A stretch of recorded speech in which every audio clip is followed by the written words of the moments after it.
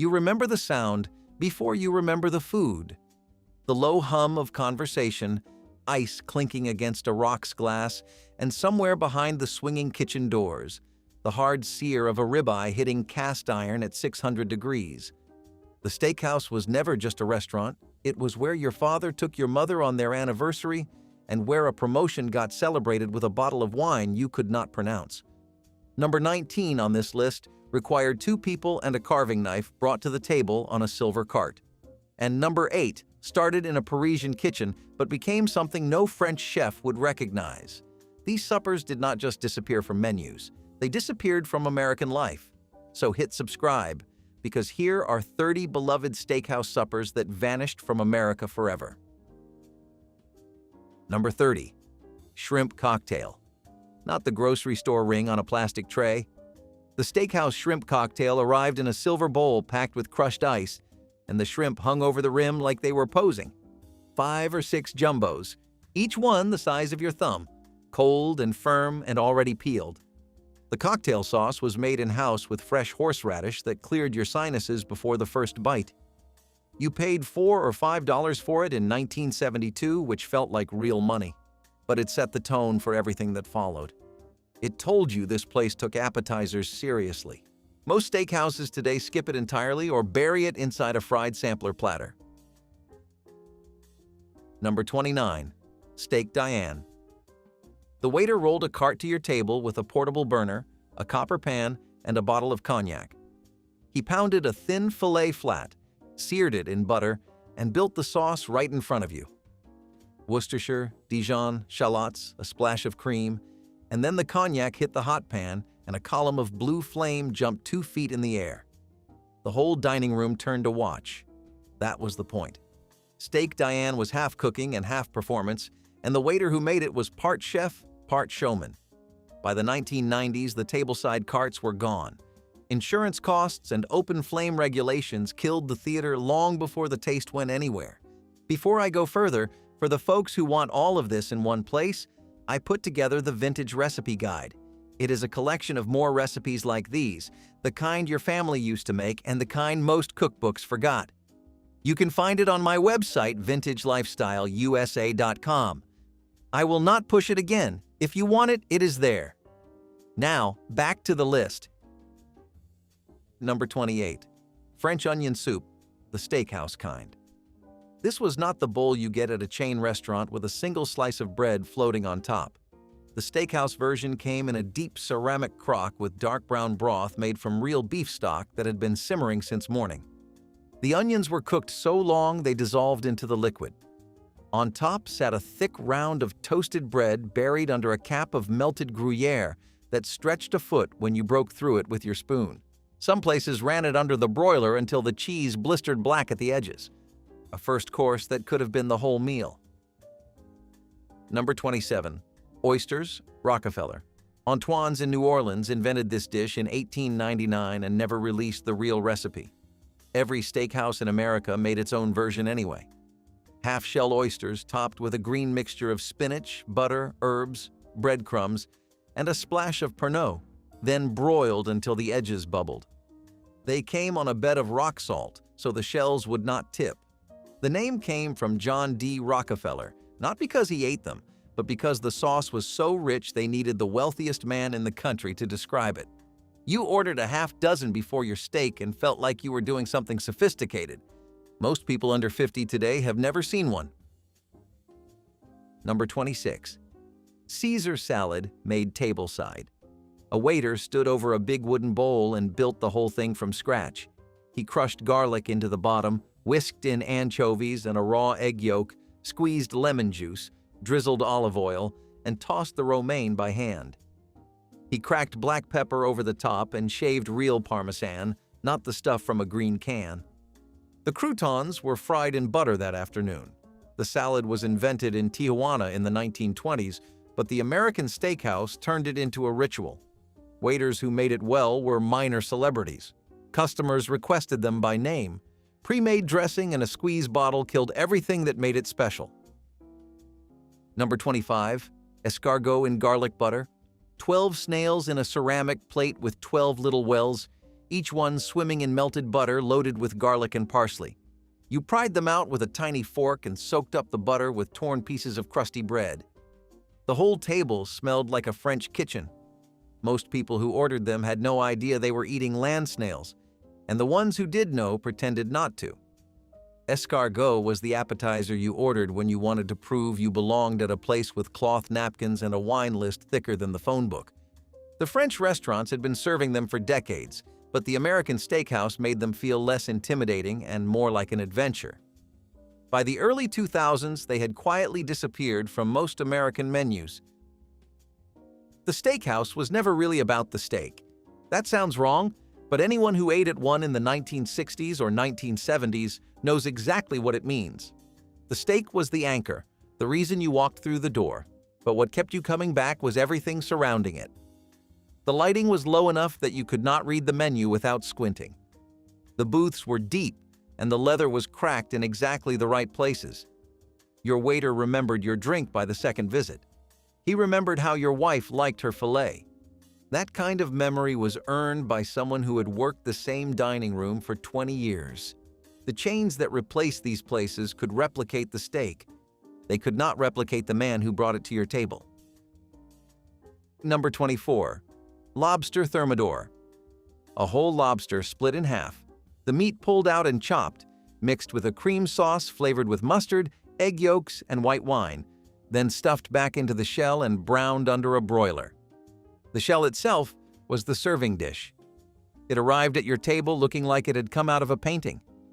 Lobster Thermidor was invented in Paris in 1894, and American steakhouses adopted it as the most expensive item on the menu, the thing you ordered on your anniversary or the night your son graduated. It required a cook who knew how to handle a whole lobster without destroying it. That kind of patience left the kitchen a long time ago. Number 23. Chicken Kiev. A boneless breast pounded thin, wrapped around a cold stick of herb butter, breaded and deep fried. The trick was keeping the butter inside until the knife touched the table. When you cut into it, a stream of melted garlic butter shot across the plate like a small golden geyser. Every steakhouse had it for the customer who did not eat red meat. The dish came to America through Russian and Ukrainian immigrants, and by the 1960s it was a staple from New York to Los Angeles. Fast, casual dining turned it into a frozen supermarket product, and the steakhouse version never recovered from the comparison. Number 22. Creamed spinach. It came in a small iron crock on the side, dark green and impossibly smooth. The spinach was cooked down with heavy cream, a little nutmeg, and enough butter to make a cardiologist nervous. You never ordered a salad as your side at a real steakhouse. You ordered the creamed spinach, and you did not apologize for it. Every serious place had its own recipe, and the differences were subtle. Some used frozen spinach. Some used fresh and cooked it for hours. A few added a touch of Parmesan or a whisper of garlic. A handful of old steakhouses in New York and Chicago still make it, but most menus replaced it with roasted broccolini years ago. Number 21. Veal Oscar. A thin veal cutlet, pan-fried in butter, topped with lump crab meat, asparagus spears, and a blanket of béarnaise sauce. The dish was named after King Oscar II of Sweden, who reportedly demanded it at every state dinner.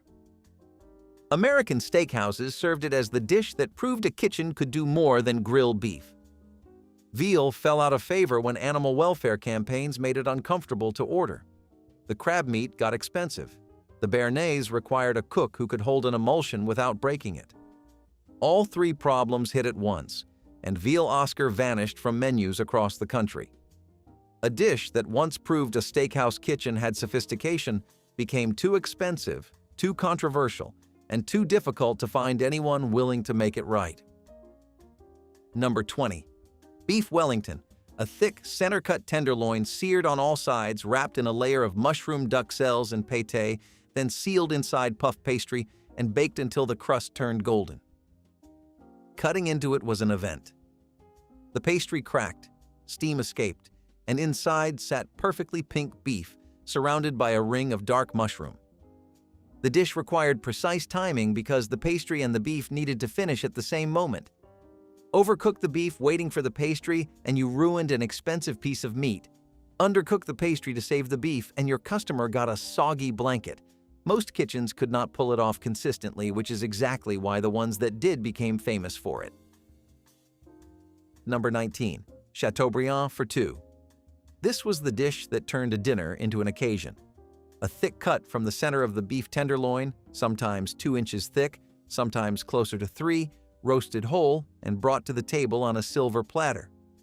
The waiter carved it right in front of you with a long knife and a 2-pronged fork, laying the slices across 2 warmed plates, while a second server spooned béarnaise sauce from a porcelain boat.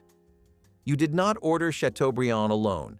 It was always for 2, and it was always the most expensive entree on the menu.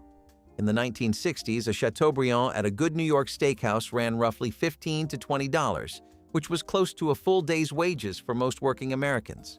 You ordered it on the night you proposed, the night you celebrated a birth, or the night you and your wife decided you deserved something extraordinary. The name traces back to a French diplomat, François-René de Chateaubriand, whose personal chef is credited with the preparation in the early 1800s. But the American Steakhouse version was its own creation. It was slower, more theatrical, and built around the idea that carving at the table was part of the meal itself. You watched your dinner being assembled, and that made it taste different. Chain restaurants could not replicate it because they did not have waiters trained to carve. They did not have the silver carts or the overhead to keep a 3-pound tenderloin in reserve for a table that might never show up. Chateaubriand required faith in your customer, and most restaurants eventually stopped having it. A neighborhood steakhouse in 1965 employed a head chef, 2 line cooks, a dishwasher, 4 waiters, a hostess, and a bartender. Every one of them worked there for years. The head waiter at Gallagher's in Manhattan held his station for decades. He retired from the same dining room where he started as a busboy. That kind of loyalty cost real money. The restaurant paid it because the waiter was worth more than the steak. He was the reason a couple drove 40 minutes on a Friday night instead of eating at the place around the corner. When labor costs rose and tipping culture shifted, steakhouses replaced career waiters with part-time staff who stayed 6 months. The food survived the change. The feeling did not. Number 18. Clams Casino. Little neck clams on the half shell, each one topped with diced bell pepper, onion, breadcrumbs, and a small piece of bacon, then broiled until the bacon crisped and the edges of the clam curled. They came on a metal tray over rock salt, 6 or 12 at a time. The dish was invented at the casino in Narragansett, Rhode Island around 1917, which is how it got its name. Clams Casino was a fixture on steakhouse appetizer menus for decades because it was simple, dramatic, and impossible to eat slowly. You burned your fingers on the hot shell and kept going. Raw bars replaced it, and the dish faded into the archive. Number 17. London Broil. Despite the name, this dish has nothing to do with London. It is purely American. A thick slab of flank steak or top round, marinated overnight, broiled at high heat, and sliced thin against the grain. The key was the knife angle. A good steakhouse cook cut it on a sharp diagonal so each piece fanned out across the plate like a deck of cards. It came with pan juices and usually a baked potato. London broil was the working person's steak, the cut you ordered when you wanted a real meal, but did not have the budget for a porterhouse. Honest food that did not pretend to be anything else. The name still shows up on butcher counter labels, but the dish itself has mostly left the restaurant world. Number 16. Baked Alaska. A dome of ice cream wrapped in thick meringue, torched until the peaks turned golden while the ice cream inside stayed frozen solid. The physics seemed impossible. The meringue acted as insulation, and a skilled pastry chef could hold a blowtorch 2 inches from frozen vanilla without melting a drop. Some places brought it out flaming with a splash of rum, and the whole dining room watched. Baked Alaska was the dessert that reminded you a steakhouse supper was a 5-act production, not just a steak. It required a pastry station and timing down to the second. When steakhouses started outsourcing desserts to wholesale bakeries, this was the first casualty. Number 15. prime rib carved tableside. The whole roast sat on a rolling cart under a silver dome, and when the waiter lifted the lid, the smell filled the room. He asked how thick you wanted your slice and whether you preferred the end cut or the center. The end cut was charred and crusty. The center was pink and impossibly tender. He carved it with a knife that could have performed surgery and laid the slab on a warmed plate next to a cup of au jus and a spoonful of horseradish cream. The prime rib cart was a Saturday night institution. Every booth waited for it to roll past, and the anticipation was part of the flavor. Today, the few places that still serve prime rib pre-cut it in the kitchen and plate it behind closed doors. Number 14. Steak au poivre. A thick filet mignon pressed face down into a bed of cracked black peppercorns until both sides were crusted, then seared in a screaming hot cast iron skillet with butter. The pepper formed a bark that cracked between your teeth and released heat in slow, rolling waves. After the steak came out of the pan, the cook deglazed with cognac. If the flame caught, and it usually did, a brief fireball rolled across the surface before settling into a rich brown sauce finished with heavy cream and Dijon.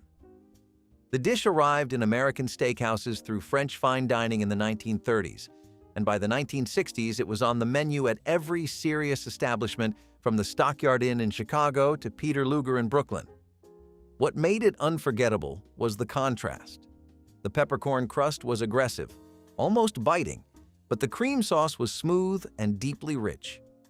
The steak sat between the two extremes, and the whole plate worked because nothing on it was subtle. Steak au poivre required a cook who understood heat at a level most kitchen workers never reached. The peppercorns burned if the pan ran a few degrees too hot. The cream sauce broke if it sat 30 seconds too long. The cognac flambé was genuine fire in a working kitchen, and insurance companies noticed. By the late 1990s, liability concerns and simplified menus pushed it off most steakhouse lists. The pepper-crusted steak you find at chain restaurants today is not the same dish.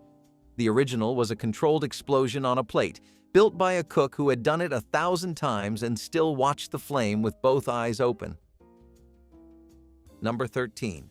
Liver pâté. A cold terrine of chicken or duck liver, smooth as butter, served with toast points and a small dish of cornichons. The steakhouse version was straightforward. Liver, cream, shallots, a generous pour of brandy, blended until smooth and chilled overnight. You spread it on thin toast and followed it with a sip of something strong. Pâté was the appetizer for the regular who had been coming to the same steakhouse for 20 years and did not need a menu. He knew what he wanted before he sat down. When appetizer lists shrank to make room for mozzarella sticks and loaded potato skins, pâté was an early casualty. Number 12. Cherries Jubilee. Dark, sweet cherries heated in a copper pan with sugar and kirsch, then set ablaze tableside and spooned over vanilla ice cream.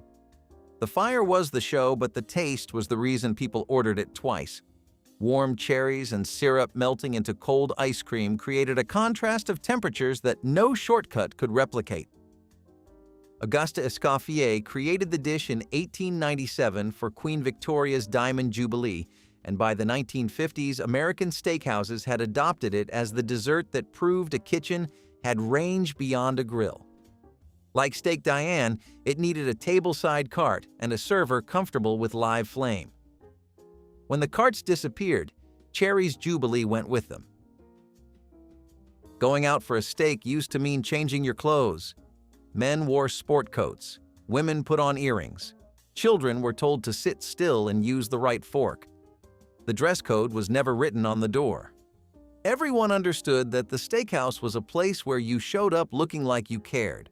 That unspoken agreement between the restaurant and the customer created something that had nothing to do with food. It created gravity. The room felt important because the people in it decided it was. When the dress codes relaxed and the lighting got brighter and the music got louder, the gravity left. The steak tasted the same, but eating it in shorts and sandals under a television playing a football game was a different experience entirely. Number 11. The wedge salad.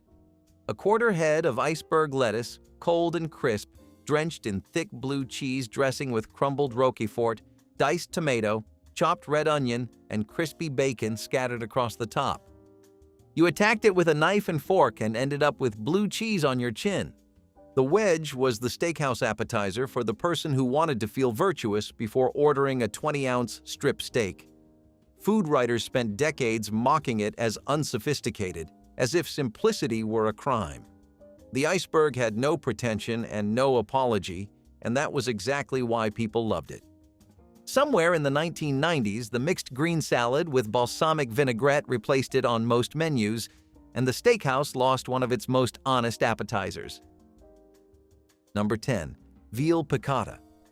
Thin pounded cutlets dredged in flour and sautéed in butter until golden, then finished with lemon juice, white wine, capers, and more butter than anyone wanted to admit. The lemon cut through the richness, and the capers added salt in sharp little bursts. Women who ordered it in the 1970s did so because it felt elegant without feeling excessive. The veal was tender enough to cut with the side of your fork. Veal piccata left steakhouse menus for the same reasons as veal Oscar. Public trust in the veal industry collapsed, the cutlets got expensive, and chicken piccata filled the hole at half the price and none of the guilt. The lemon butter sauce survived the transition, but the delicacy of real pounded veal did not. Number 9. Shrimp scampi. Large shrimp sautéed in a skillet with an almost absurd amount of garlic, white wine, butter, and a squeeze of fresh lemon. They came still sizzling, and the garlic butter pooled at the bottom where you soaked it up with bread. Scampi was never the star of the menu. It was the dish you ordered as a second course between your appetizer and your steak, or the dish your wife ordered because she preferred seafood. The word scampi originally meant langoustines in Italian cooking, but in American steakhouses it meant large shrimp in garlic butter, and nobody argued the translation. Scampi survives in Italian restaurants, but the steakhouse version, served as its own course, is mostly gone. Number 8. Tornados Rossini. This dish started in a Parisian kitchen and ended up on white tablecloths in Kansas City and Cleveland, and the journey changed it into something no French chef would fully recognize. A thick medallion of beef tenderloin, seared hard on both sides, set on a round of toasted brioche, topped with a slice of seared foie gras, and finished with a dark Madeira wine sauce and shaved black truffle. Every element was rich: the beef, the liver, the butter-soaked bread, the wine reduction. Eating it was an act of deliberate, unapologetic excess. The dish was named after Gioacchino Rossini, the Italian composer who wrote The Barber of Seville. Rossini was famous for two passions: opera and food. The story goes that he collaborated with chefs in Paris to create a dish worthy of his own appetite. Whether that story is completely accurate does not matter. What matters is that American steakhouses took a dish designed for European aristocracy and served it to insurance salesmen from Des Moines and accountants from Topeka who wanted to feel like kings for one evening. The foie gras became the problem. It was expensive, perishable, and required careful handling. Starting in the 2000s, it became politically controversial. California moved to ban it. Diners felt uncomfortable ordering it. Chefs felt uncomfortable serving it. Without the foie gras, Tornados Rossini was just a good filet on toast, and nobody was going to pay a premium for that. The dish disappeared not because people stopped loving it, but because the world decided one of its essential ingredients was no longer acceptable. And once you remove the foie gras from Tornados Rossini, you have removed the reason it existed. Number 7. Steak tartare.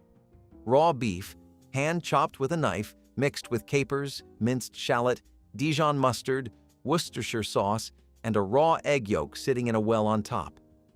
The waiter mixed it tableside and served it with toast points. No cooking involved at all. The quality of the beef was the only thing standing between you and a bad evening, and the steakhouses that served tartare had earned that trust. The beef was prime grade, trimmed and chopped to order, never run through a machine. Ordering it was a statement that you trusted the kitchen completely. Health department regulations on raw beef and raw egg service tightened over the years, and most steakhouses quietly pulled it from the menu rather than deal with the paperwork. Number 6. coquille Saint-Jacques. Sea scallops in a cream sauce with mushrooms and white wine, spooned into a real scallop shell, topped with breadcrumbs and grated Gruyere, then browned under the broiler. The shell was the plate. You picked it up by the edges and scraped the last of the sauce out with your fork. The dish was French to its core, but American steakhouses adopted it as the seafood appetizer for customers who found oysters intimidating. The cream sauce was rich without being heavy, and the scallops were sweet underneath that golden breadcrumb cap. When disposable ramekins replaced the real shells, the dish lost half its charm, and the other half followed shortly after. Number 5. Surf and turf. A filet mignon on one side of the plate and a lobster tail on the other, with a cup of drawn butter between them. No sauce competed for attention. No garnish distracted. The best of the land and the best of the sea, side by side, on one plate. In the 1970s, a surf and turf at a good steakhouse cost roughly $15 to $20, and it was the thing you ordered on the night you did not care about the bill. The lobster tail was butterflied, broiled, and fanned open so the white meat sat exposed like a small trophy. Somewhere along the way, surf and turf became a punchline. Restaurants started pairing strip steaks with a few grilled shrimp and calling it the same thing. Number 4. The porterhouse for two. A massive cut with the bone running down the center, a New York strip on one side and a fillet on the other. The whole piece weighed close to 3 pounds before it hit the grill. It came to the table on a wooden board, pre-sliced and reassembled so you could see the bone. You and whoever sat across from you divided the halves, and the negotiation over who got the strip side and who got the fillet was part of the experience. Peter Luger in Brooklyn built an entire reputation around this single cut. A porterhouse for two was an agreement between two people to spend the next hour doing one thing and doing it well.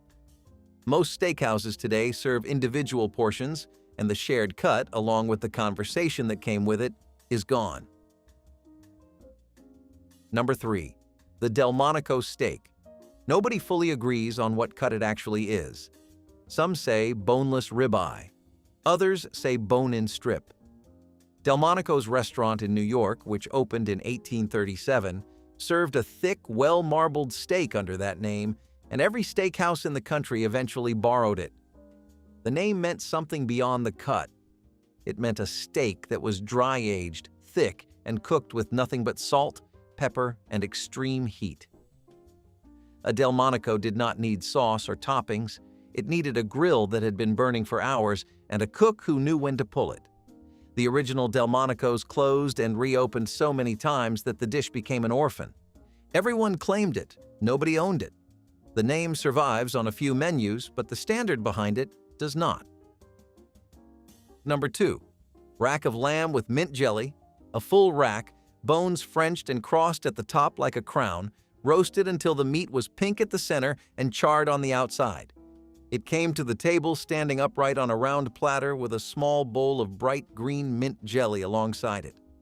The jelly was sweet and sharp and cut through the richness of the lamb fat in a way nothing else could. Lamb was a standard steakhouse protein through the 1960s and 1970s, and then beef prices dropped, chicken became the universal safe choice, and lamb got pushed to the margins. The customers who loved it aged out. Their children ordered strip steaks instead. A Frenched rack still shows up at high-end restaurants occasionally, but the mint jelly has been replaced by reductions that cost 3 times as much and do half the work. Number 1. The baked potato. Not a loaded potato with 14 toppings from a menu with photographs. The steakhouse baked potato was a large Idaho russet, baked for over an hour until the skin cracked when you squeezed it. It came split down the center, and next to it sat a cold pat of butter, a bowl of sour cream, and a shaker of chives. Nothing else. The potato was the last honest thing on the table. It did not try to impress you. It did not need a French name or a tableside performance. It was just a potato, baked correctly, served hot.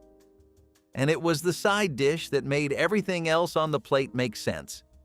The steak needed something plain next to it. The creamed spinach needed something starchy beside it. The whole supper needed one thing that reminded you good food does not have to be complicated. It just has to be done right. Number 20.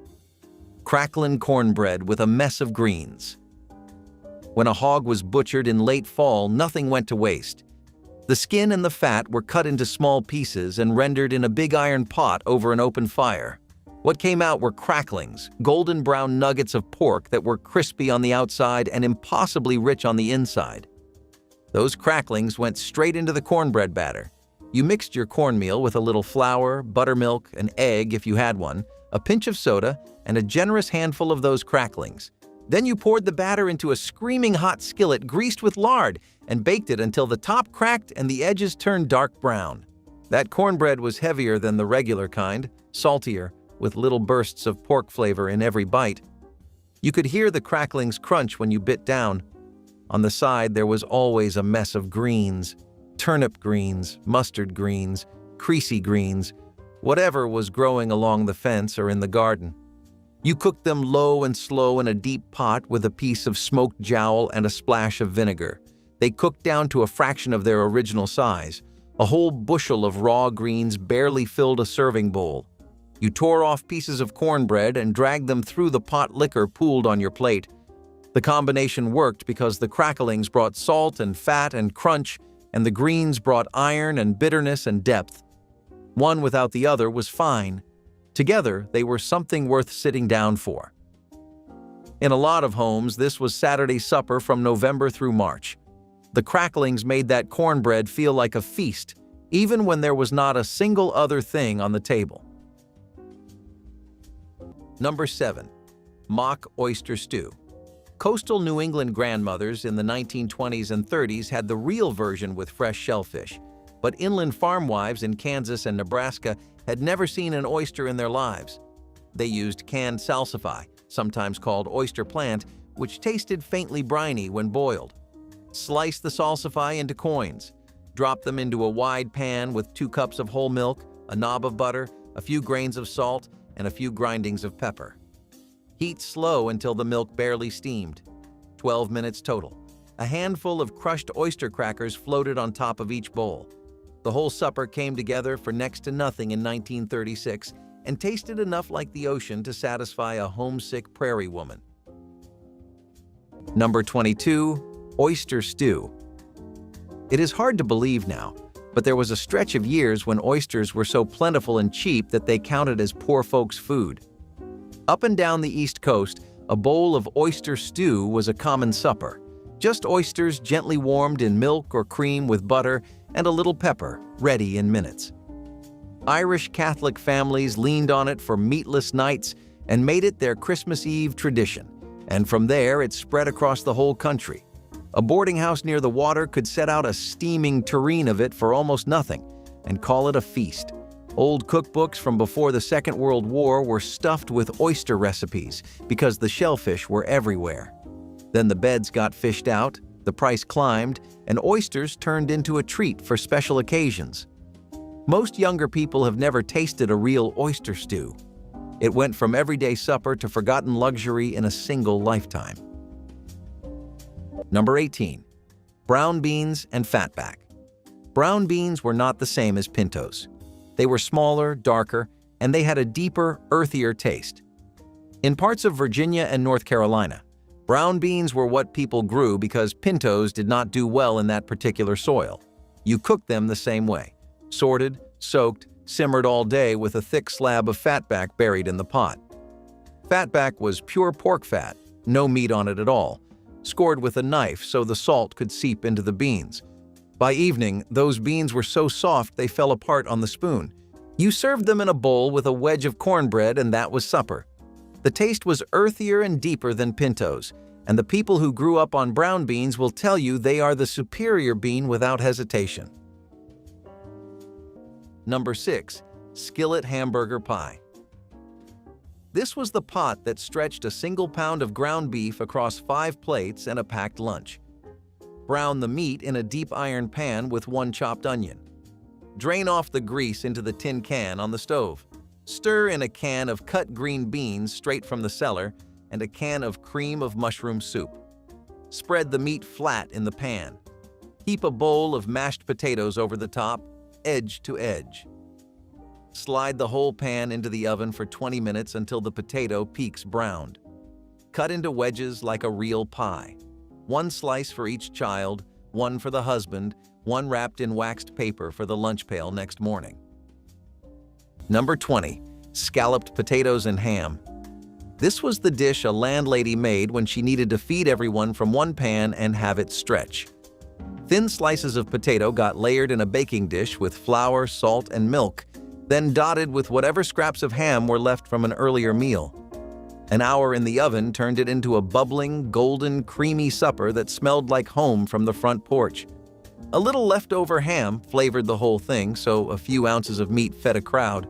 It belonged to the same family of plain, hearty fare that filled boarding house tables, meatloaf, beef stew, pot roast, and pies of every kind. The boarders sat at one long common table and passed the dish hand to hand until the pan scraped empty.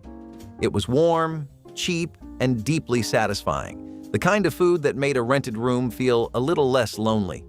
Scalloped potatoes and ham proved that thrift and comfort could sit on the same plate. Number 15. Poke salad. The pokeweed plant grew everywhere, along roadsides, at the edges of fields, behind barns, in ditches. It came up fast every spring, with thick green leaves and purple stems that could reach 6 feet by midsummer. And every part of that plant was poisonous. The berries could kill a child. The roots could kill a grown man. Even the leaves, if you picked them after the stems turned purple, carried enough toxin to make you violently sick.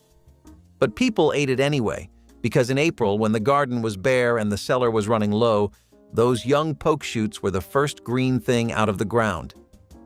You picked the leaves small and bright green before the plant got any height, then you boiled them 3 times, changing the water after each boil to pull the poison out.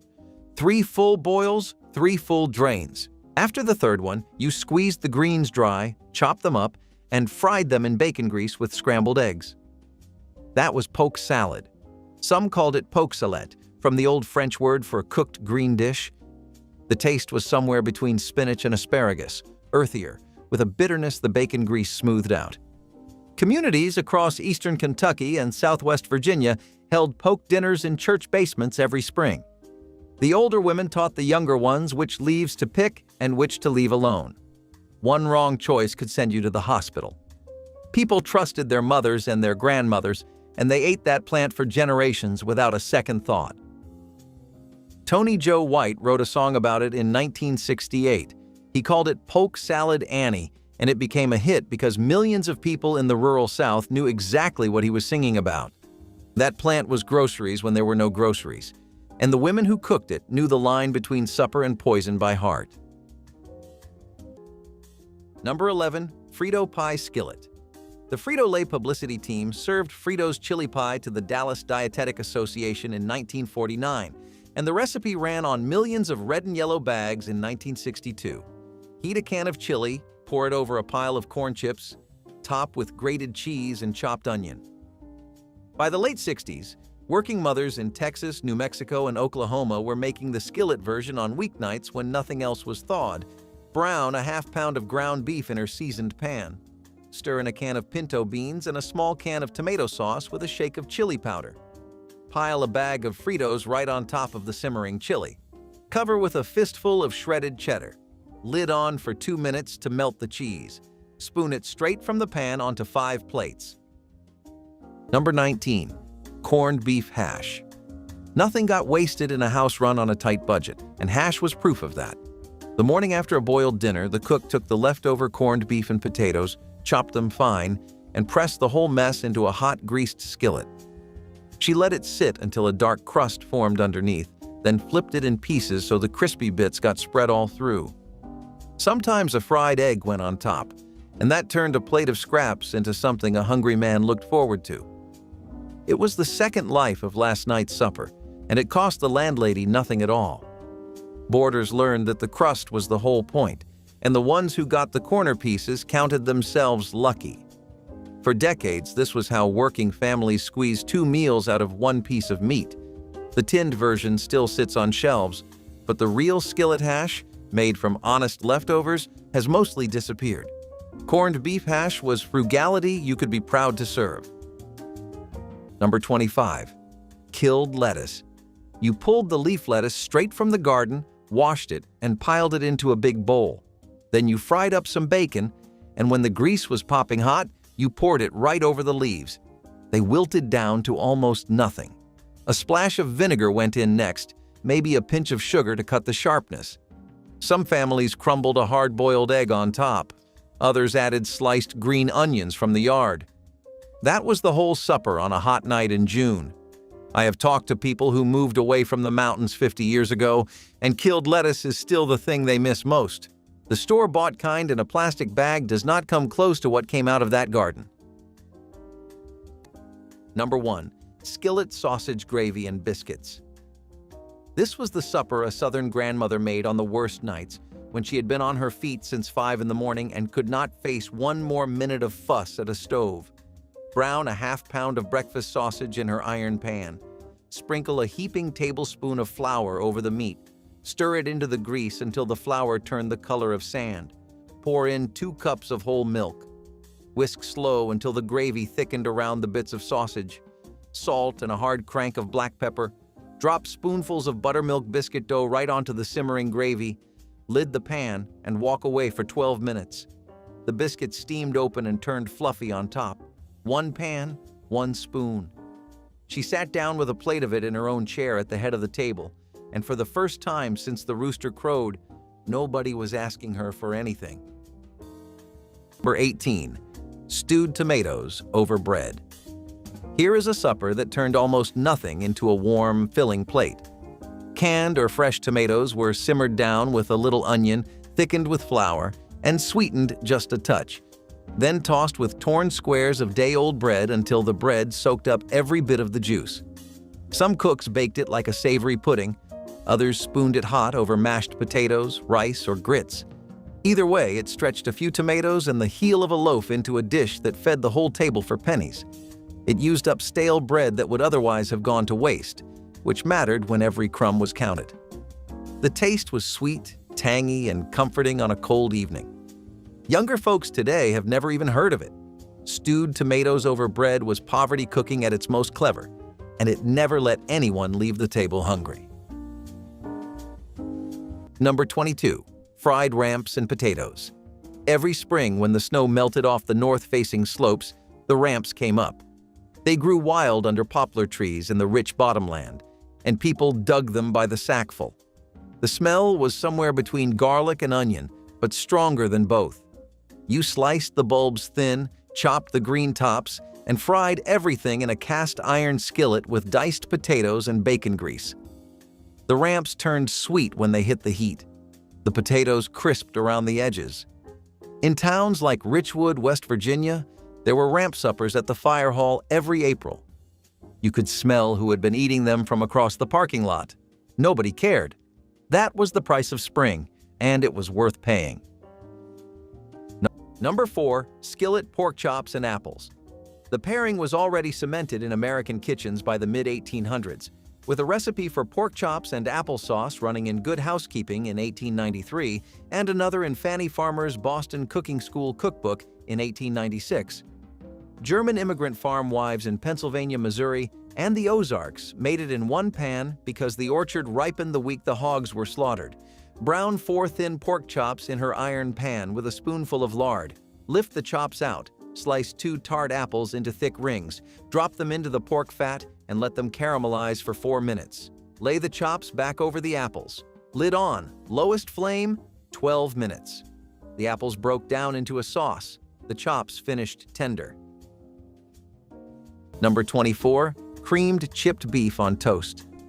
Meat was a luxury in a house full of boarders, so the smart cook learned to make a little go a long way. Dried salted beef was shaved paper thin, soaked to pull out some of the salt, then folded into a thick white sauce and spooned over toasted bread. A few cents of dried beef could feed the whole table, and the milk gravy did the rest of the work. Soldiers ate so much of it in 2 world wars that they gave it a barracks nickname too crude to repeat here. But back at the boarding house, it was simply supper on a tight week. It was salty, warm, and stuck to your ribs, exactly what a tired worker wanted on a cold night. You can still find the little jars of dried beef if you hunt, but almost nobody reaches for them anymore. Creamed chipped beef was thrift you could taste, and it kept countless tables fed when the meat money ran low. Number 21. Half-runner green beans simmered with a ham hock. Half-runners were the bean of choice across the southern mountains. Not quite a pole bean and not quite a bush bean. Somewhere in between with a sweetness that snaps could not touch. You broke them by hand into pieces, dropped them into a big pot with a smoked ham hock, and let them cook for hours. Not 20 minutes. Hours. The beans turned soft and dark and soaked up every bit of smoke from that pork. The pot liquor at the bottom was worth more than the beans themselves. People sopped it up with cornbread or drank it straight from a cup. I still think a bowl of half-runners and a wedge of cornbread is one of the most honest suppers ever put on a table. The grocery store was not part of the routine, not the way it is now. The nearest store might have been 15 miles of gravel road, and the truck only made it there when the weather allowed. So the garden was the grocery store. The root cellar was the pantry. The smokehouse was the meat counter. A woman feeding a family of 6 did not write a shopping list. She walked outside and looked at what was growing, what was cured, what was canned on the shelf, and she built supper from that. If the beans were ready, you ate beans. If the squash was coming in, you ate squash. The menu was never a choice. It was an answer to a question the land asked every single day. Number 10. Polish sausage and cabbage skillet. Milltown grandmothers in Hamtramck, South Chicago, and Cleveland kept a ring of kielbasa from the corner butcher in the icebox most weeks of the year. On a Wednesday when the meat money was almost spent, they sliced the whole ring into thick coins and laid them in a hot iron pan to brown in their own fat. Half a head of green cabbage shredded thin went in next, a halved yellow onion sliced thick, a few cracks of black pepper. The cabbage cooked down in the sausage fat for 15 minutes with a lid on, and the supper smelled like a Polish church basement in November. A boiled potato split open on the side of the plate caught the pan drippings. The whole pot fed 6 people for under $1.25 in 1964. Number 23. Salisbury steak. Long before it showed up in a frozen tray, this was a clever way to make ground beef feel like a real cut of meat. The dish takes its name from Dr. James Salisbury, who pushed beef patties on Union soldiers during the Civil War, and the name stuck in print by the 1880s. In a boarding house, it was a gift. A pound of cheap ground beef got stretched with breadcrumbs and onion, shaped into oval patties, browned and drowned in brown onion gravy. The gravy hid the fact that there was more filler than beef, and the boarders never minded. Served over mashed potatoes, it looked generous and tasted rich for pennies a plate. It carried the same trick into cafeterias and army mess halls for decades. These days, the name only survives on a freezer box most seniors would rather forget. The real homemade Salisbury steak deserved better than that quiet ending. Number 16. Fried green tomatoes as the whole supper. When the first frost was on its way and the tomatoes on the vine were still green, you picked every last one. Some went into chow chow, some got wrapped in newspaper to ripen on the windowsill, but the rest got sliced thick, dredged in cornmeal, and fried in a cast iron skillet with enough lard to come halfway up the sides. The coating turned golden and crisp. The tomato inside stayed firm and tart. In some homes, that was the entire supper: a plate of fried green tomatoes, a glass of buttermilk, and maybe a biscuit left over from breakfast. It was not a side dish. It was the main event, and when it showed up on the table, everybody knew summer was officially over. Cooking in the mountains was not something people did for fun. It was work, and it started before the sun came up. A woman stoked the fire in the wood stove, hauled water from the spring, and started something on the stove that would take all day. She did not own a timer. She had instinct. She knew the beans were done by the way the pot sounded. She knew the bread was ready by the color of the crust. There were no shortcuts because there was nothing to cut short. Everything took exactly as long as it took. And the people who sat down to eat that food understood what it cost. Not in money, in hours and in hands that never stopped moving. Number 29. American chop suey. New England kitchens borrowed the name from a Chinese restaurant idea and turned it into the cheapest weeknight supper a tired woman could put on a table. The first printed recipe ran in the Alton Evening Telegraph in Illinois in August of 1910, with ground beef, a can of tomatoes, an onion, and macaroni.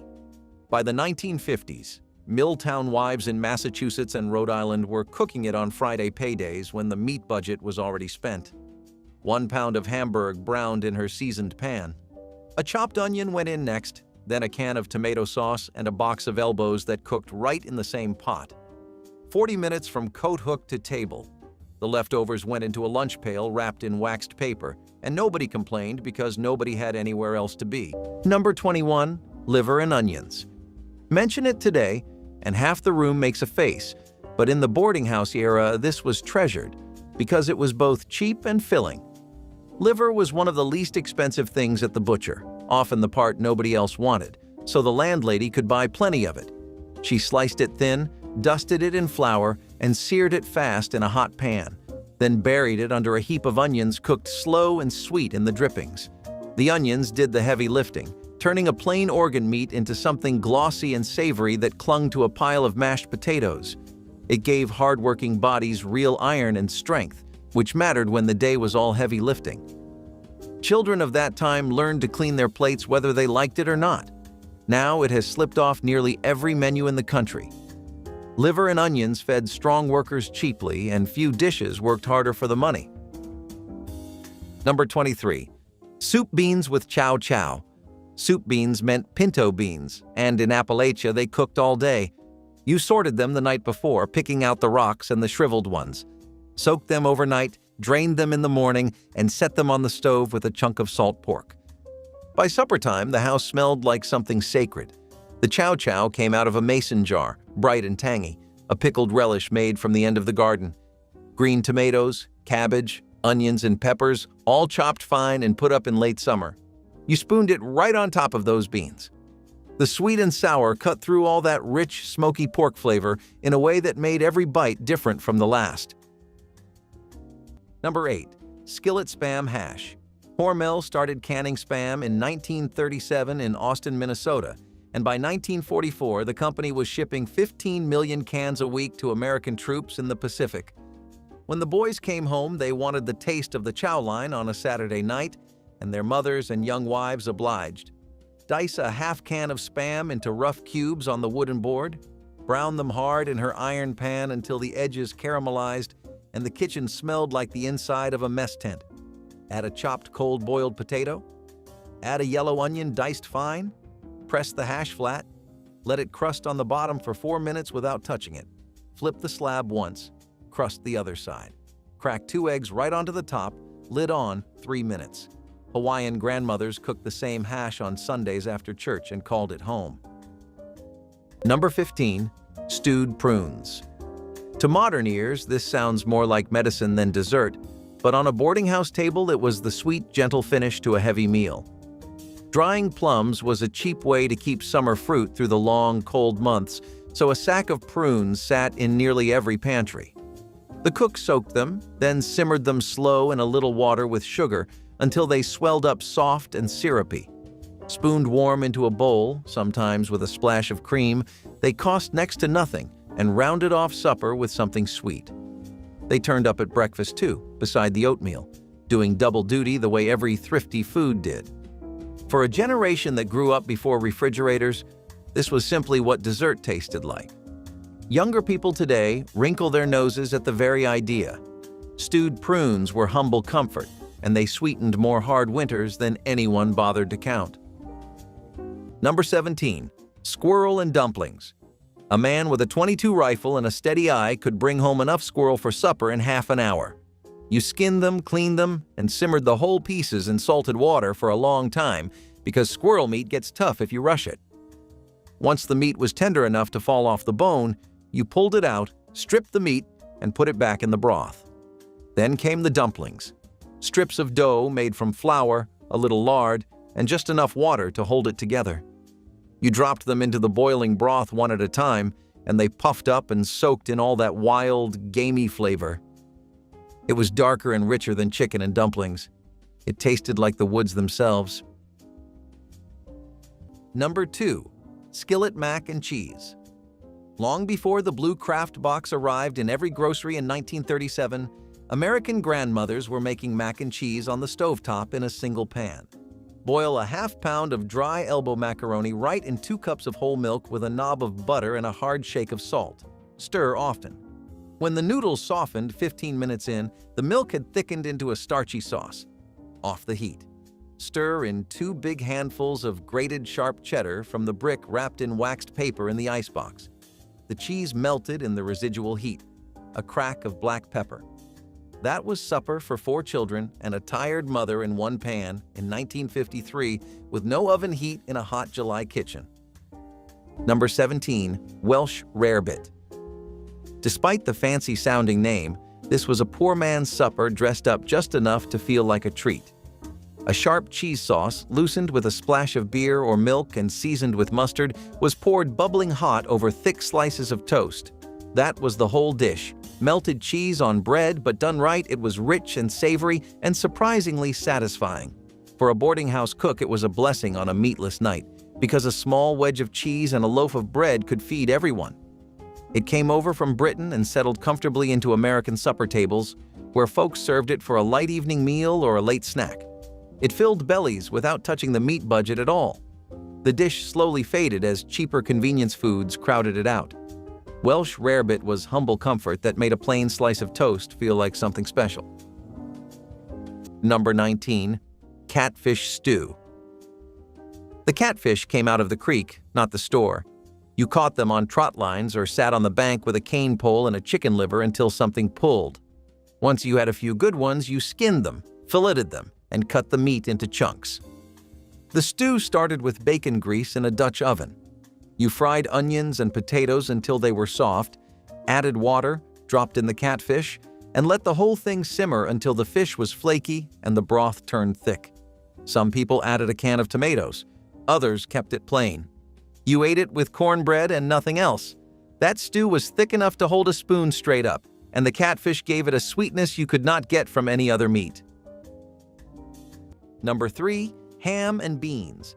A pound of dry navy beans cost about 14 cents at the IGA in 1955, and a leftover ham bone with shreds of meat clinging to it was free if you had served the ham on Sunday. Country grandmothers in Kentucky, Tennessee, and southern Illinois built a one-pot Monday supper out of those 2 things. Soak the beans overnight in a crock on the back of the counter, drain them in the morning, drop them into a deep iron pot with the ham bone, a halved yellow onion, a clove of garlic, 2 bay leaves, and enough water to cover by 3 fingers. Slow simmer on the back burner all afternoon while the wringer washer ran in the basement and the sheets hung on the line. 4 hours later, the broth had gone milky and rich, the beans had gone soft, and the meat had fallen off the bone in long shreds. A pan of cornbread baked in the oven during the last 20 minutes. Supper for 7, almost free. Number 25. The boiled dinner. Ask anyone who paid $4 a week for room and board, and this was the meal that turned up most. A piece of cheap, salted beef went into one big pot with cabbage, carrots, turnips, and potatoes, and it simmered most of the afternoon while the landlady did everything else. It cost almost nothing and stretched to feed a dozen working men with seconds left over. The genius was in the leftovers. Whatever beef and vegetables did not get eaten at supper got chopped fine and fried into a hash for the next morning. So a single piece of meat did double duty across 2 meals. Nobody called it fancy. It was honest food, the kind that filled you up after a 10-hour shift and asked for nothing in return. Today, most folks would not know how to start one because the cut of beef it needs has all but vanished from the meat case. That is a shame, because the boiled dinner fed more Americans than almost anything else on this list. Number 24. Cornbread crumbled in sweet milk. You took a piece of leftover cornbread, broke it into a tall glass, and poured cold milk over the top. Then you ate it with a spoon. That was supper. It sounds like nothing, but in the mountains of North Carolina and eastern Tennessee, this was what people ate when the real meal had already been served at noon. Dinner was the big meal in the middle of the day. Supper was lighter, and for a lot of families, cornbread and milk was exactly enough. The cornbread soaked up the milk and turned soft, almost like pudding. Children loved it. Old folks still talk about it like it was the best thing they ever tasted. Corned beef hash from a can became an unlikely hero for seniors who needed hot, filling meals without the fuss of extensive preparation. The rectangular cans lined grocery store shelves at budget-friendly prices, containing a mixture of corned beef and potatoes that transformed when properly cooked. The secret was patience, spreading the hash in a hot, greased skillet and leaving it alone until a dark, crispy crust formed on the bottom. That crust was the prize, shattering against the teeth before giving way to the soft, savory interior. A fried egg placed on top turned it into a complete meal, the runny yolk creating an instant sauce that coated every bite. Seniors living alone appreciated that a single can provided 2 generous servings, each one satisfying enough to carry them through to the next meal. The dish required only a skillet and a few minutes of attention, making it perfect for those days when cooking felt like too much effort. Corned beef hash proved that convenience and comfort could coexist beautifully. Number 16, the landlady's fried chicken. This is the platter that filled a whole table for pennies a plate, the one we opened the door on at the start. On a good week, the boarding house cook would buy up the cheaper cuts of chicken, soak them, dredge them in seasoned flour, and fry them golden in a heavy iron skillet until the whole house smelled like Sunday. Out it came on a big platter at the center of the common table, set beside biscuits passed hand to hand and bowls of butter beans and hot cobbler. One chicken, cut up small and fried crisp, could feed a dozen hungry boarders who had been working since dawn. The crackle of that crust and the warmth of those past biscuits were what turned a house full of strangers into something close to a family for an hour. Today, fried chicken comes from a bucket under bright lights. The landlady's skillet version, made for a room full of tired workers, is the one worth remembering. Number 14. Cornfield beans and new potatoes. Cornfield beans were planted right alongside the corn. The vines climbed the stalks, and by midsummer you had both crops in the same row. The beans were picked young, when the pods were still tender, and cooked fresh with small new potatoes dug from the edge of the garden. You put everything in a pot with water, a piece of smoked pork, and a little salt. It simmered until the potatoes were soft enough to break apart with a fork and the beans had turned silky. The broth was thin but full of flavor. This was a July supper. The potatoes were barely bigger than a walnut. The beans still had dirt on them 20 minutes before they hit the pot. Number 9. Skillet tamale pie. California ranch wives and Texas farm mothers in the 1930s built this one out of a Mexican idea and an iron pan. Brown a pound of ground beef with a chopped onion in a deep skillet. Stir in a can of stewed tomatoes, a can of whole kernel corn, a fistful of olives if you had a jar in the cellar, and a teaspoon of chili powder. Whisk up a quick cornmeal batter in a separate bowl with 1 egg and a cup of milk. Pour the batter right on top of the simmering meat. Lid on. 20 minutes on a low flame. The cornmeal puffed and set into a soft yellow crown. The recipe ran in Sunset magazine in 1942 and showed up in every junior league cookbook from San Diego to Tulsa by 1955. 1 pan to wash. 1 supper for a long table. That is the list. 30 suppers that used to define what eating out in America really meant. If any of these brought back a memory of a restaurant, a night you put on a good jacket and sat in a leather booth with someone you loved, pick one this week and make it at home. Sear a steak in a cast iron pan. Bake a potato the right way. Set the table with a cloth napkin and turn the television off. It will not be the same as that old steakhouse, but it will be closer than you think. Tell me in the comments which steakhouse you miss and what you always ordered when you walked through that door. Until next time, take care of yourselves.